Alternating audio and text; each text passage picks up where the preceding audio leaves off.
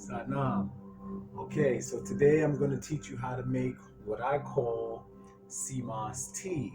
Now, it's very reminiscent of the Irish moss, sea moss drink that I grew up on basically in Jamaica. I mean, not in Jamaica, but that Jamaicans drink, and then most of the Caribbean people drink.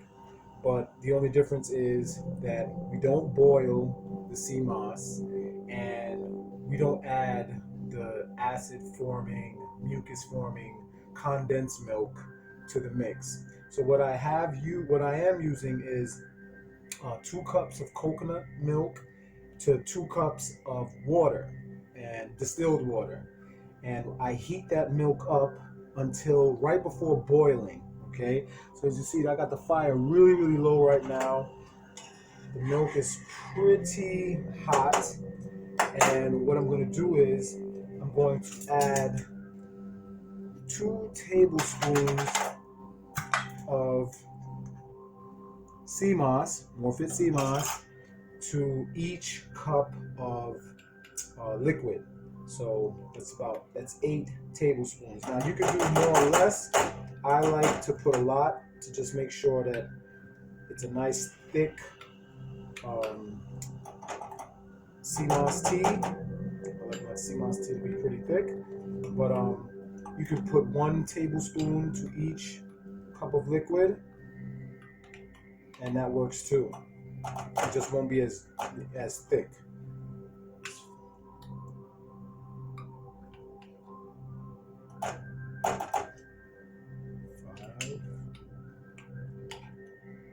Six, 7, 8. Okay, so you got your 8 tablespoons in there, and then basically what you want to do is just mix it until you see the sea moss completely dissolve.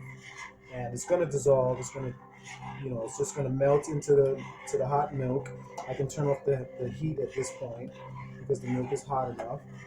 And you're just going to keep mixing it until it's completely dissolved. Now also what you can do to get the flavor like really strong in there is add your spices. So to me, nutmeg, right, is the most important spice to add. Now I don't really use measurements for the spices. I just try to make like a nice little circle in the pot, right? The next most important spice is the cinnamon.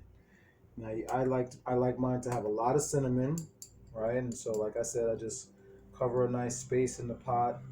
So I basically try to cover the top layer or to cover the top of the pot or the milk with spices. Now the next spice that's really good and extremely good. So cinnamon is good for inflammation in your digestive system. Nutmeg is good for inflammation in your nervous system, and allspice is one of those really powerful antioxidant spices that encourage apoptosis, which is cellular death. It encourages cancerous cells to basically kill themselves. I know it sounds cruel, but you don't want your cancerous cells to feel strong and healthy. You want them to actually kill themselves. So you can put those spices in and start mixing that in while your sea moss is melting. And once this sea moss is completely dissolved, I'm going to come back and show you what the consistency of the sea moss tea is. Be right back. Okay, we're back. So now the sea moss has been completely dissolved, and now you're left with kind of this soupy, almost smoothie consistency, right? Because sea moss is a thickener that people have used to thicken their soups and stocks and things like that. And this is what it looks like when you pour it into your glass. See that? Right? And then all you would do is add some agave, a nice squeeze of it, And the agave usually sinks to the bottom, so you gotta mix it around, mix it around, mix it around until it's fully infused. And what you get is a delicious hot beverage that is full of minerals, 92 minerals to be exact.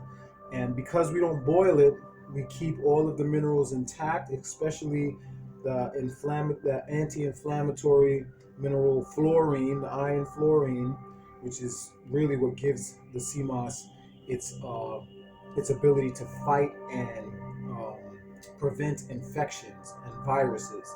So at a time like this, you want to be starting your day off with some hot sea moss tea. So I hope this recipe is delicious as to you as it is to me and my family, and I look forward to sharing more with you.